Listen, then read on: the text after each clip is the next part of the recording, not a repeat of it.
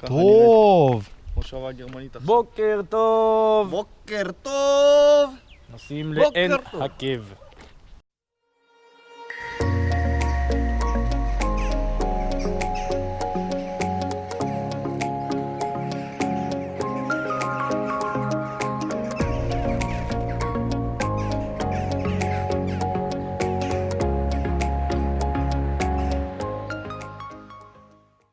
הגענו.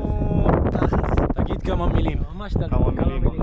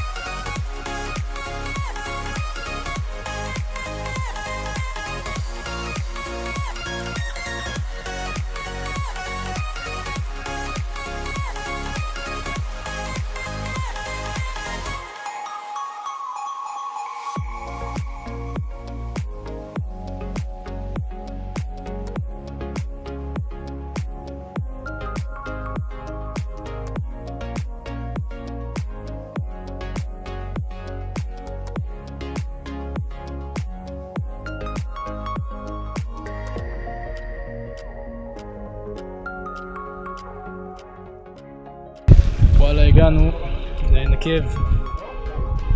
וואלה, קר. אני לא קופץ. קר. זה מקום יפה, אבל אני לא קופץ לעלות. ראית אותם? אם מישהו צריך אי פעם לעשות פיפי ואין לו איפה לעשות פיפי במדבר,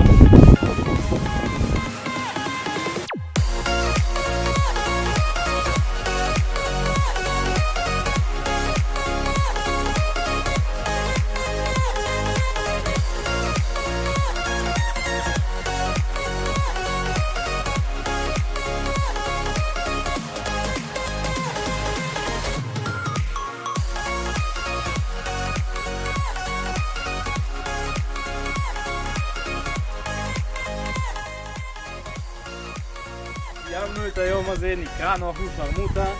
אחד המסלולים היותר קשים שעשינו בתקופה האחרונה. ספרו לו אף אחד.